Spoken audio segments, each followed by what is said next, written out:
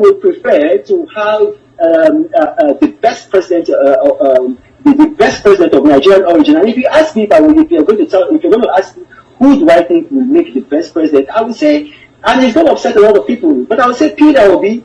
Peter Obi would be an absolutely fabulous president. If Peter Obi were president of Nigeria, Nigeria would be like Dubai in a matter of years. Not in the church, but pray for your country. We have no other country except this one. So we must all pray for it. Pray for your leaders, all of us. Pastor has said it without exception. Because if you are just one or two that is good, all of us are bad. Pray for your leaders. And always touch one thing whenever you pray. That God touch their hands to use public money for public good. Nothing else. Nigeria is a great country. A great country. There's something Pastor said this morning that I've asked. We are all part of celebrating this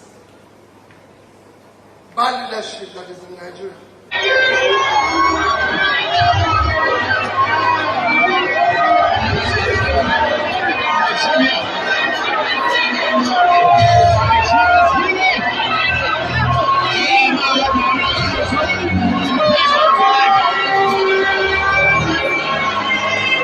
We love you, President.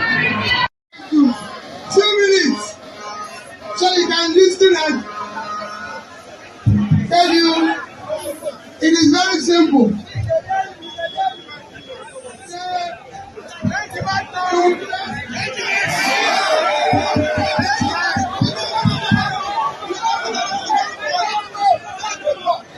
Thank you. My brothers and sisters, who is a loser? A loser is a liar. I was away on official assignment, and they went about in social media that I was put here. I am obedient live.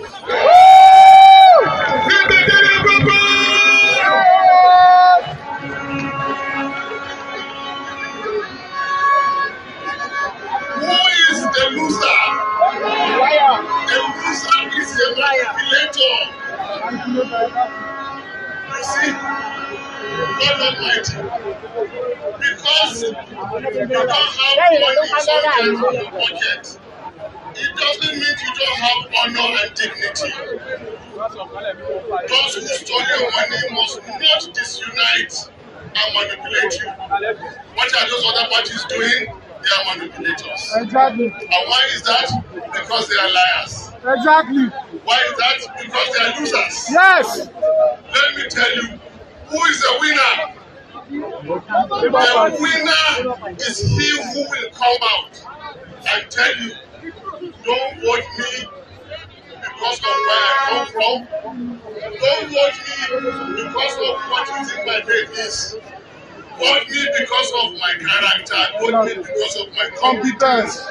Vote me because of my records. Yes.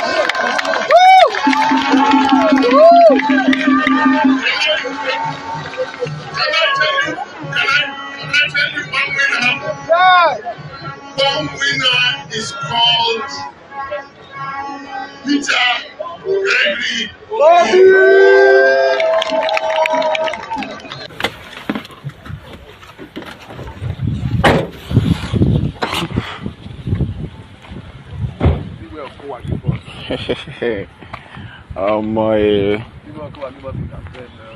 P2B don't suffer. Okay. P2B don't suffer. Obedience, we don't suffer. Come on, we'll go shock you. Cha. We'll go shock you next month. See where you give us some. Wetin be this? That's the website now.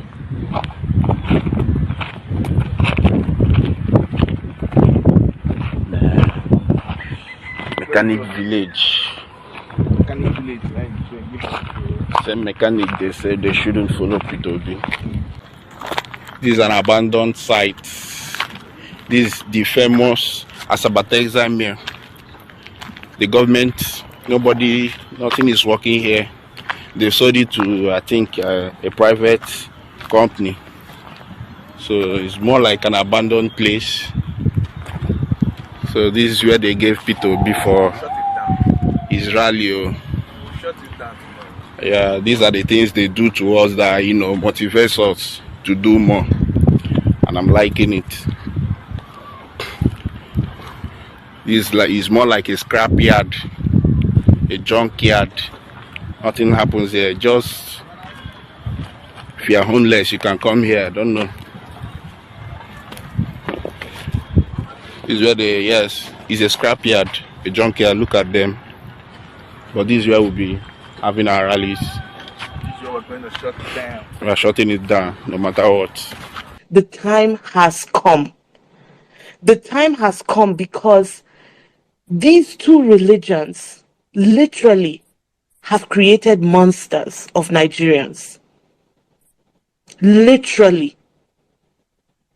When I say created monsters, the fact that we've gotten to a point as a nation where for years people will die, people will be killed, things will happen, and then you turn a blind eye. Well, it's not my religion. Well, it wasn't me. Well, it's not my own. Or it's not our denomination, or it's not our this. These are Nigerians. These are Nigerians. And that's why many times I always ask the question. These elections made me think again. And I want to use this opportunity to ask you as a Nigerian, especially for those who are listening to this space, that are supporting APCPD or are just thinking about money or their own selfish reasons, or even for our security operatives that have been put on this space to listen so that you terrorize people, or whoever, the wicked people listening to this thing. I want to ask you as a Nigerian, what is the worth? What is your value as a person? What is your value? You've been so brought low, so low, to the point that even dogs have more value. It's sad for us to use that kind of analogy.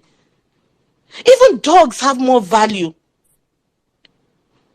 Our religious leaders have created monsters to the fact that, do you imagine on Christmas Day, when the pictures of Southern Kaduna was trending, that it didn't move some Nigerians? That you will see corpses. You know what I did on Christmas Day? Won't believe it. I made my family, we sat down, we watched that documentary on Southern Kaduna. We were in tears because Peter Obi in this campaign has made me a better person and a better Nigerian. When he said, it doesn't matter what you're enjoying, if some Nigerians are suffering, all of us are suffering. If they have never thought about it that way, that if there are still some Nigerians in IDP camp, it doesn't matter the kind of home I come from in Nigeria, it doesn't matter the fence, it doesn't matter where I live, all of us are in that. That man has made me a better person. And it's a shame on our religious leaders. And I want to tell them this, they will lose this generation. If our religious leaders on all sides do not get up and do what is right, they're already losing this generation. Because all of a sudden, everything is open. What is there to hide again? Reverend Martin Luther King, that we all know, and we quote the things he said and everything. He was a Baptist preacher. My people, where was Martin Luther King preaching? Where was he speaking? He was in church, on the pulpit. Most of the civil rights leaders back then were Christians. Christian Baptist ministers. A lot of them. Yes. It was on the pulpits. That was where they were speaking. That's where you got to hear the truth from. So how can we sit down, in church, and then we're doing offering for seed and sowing, this and this thing. Excuse me, what prophecy are you giving that my life, you shall prosper, you shall this? When my own brother somewhere is suffering, doesn't have a roof over his head, doesn't have justice. What are we talking about? It gets so emotional to the point that, that's why when I say I feel sad, because for me as a person, I profess to be a Christian, not from yes, I so happen to come from a Christian family, but I grew up at a point where I had to question why I believe what I believe, and then I chose to stand for what I believe. So when I say it pains me when I see what is happening, it's not difficult for me to be able to turn around and look at the church and say, you people are wrong. What you're doing is wrong. I've gotten to a point in my Christian life that there's no pastor that can scare me. There's nothing there's no curse you will give me that will scare me. In fact, at a point I was telling somebody, I said, I'm so happy that Peter Obi is not a Pentecostal Christian. I'm sorry to our Pentecostal. I'm so happy. Because I don't like mixing of things, all this kind of whipping some kind of, no. This man is a forthright man. This man is a pious man. What have our religious leaders done? They've turned the houses of God has turned into a house of thieves, a house of bandits, a house of hiding weapons. Let me tell you something. I remember during the Just crisis, this is not something I'm saying out of this thing. There were mosques where some of these bandits were being hidden, or their weapons were being hidden. It should not be so. It should not be so. We have look at what, every time I look at whether it's a church program or what, politicians, there was a time those were during my father's days. He said there was a time that politicians would be afraid to enter the church because they know that if they enter that day, they are in trouble. The sermon will automatically change to their issue. That was why even in the US and all of that, the civil rights, it was uncomfortable for you to be a Christian and not stand for truth and justice. But what has happened in our nation? They come in, in fact, when they come in, say, pastor is already shaking. They have the seats in front.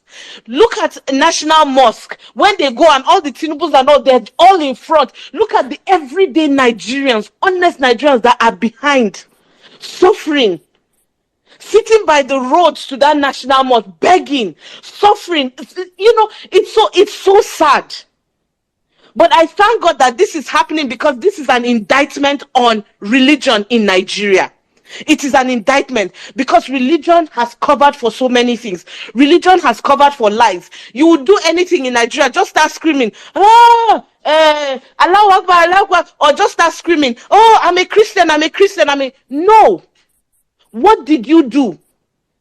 People hide under religion. We cannot continue to hide under that. And Peter Obi's emergence, that man, he's a blessing to my life as a person.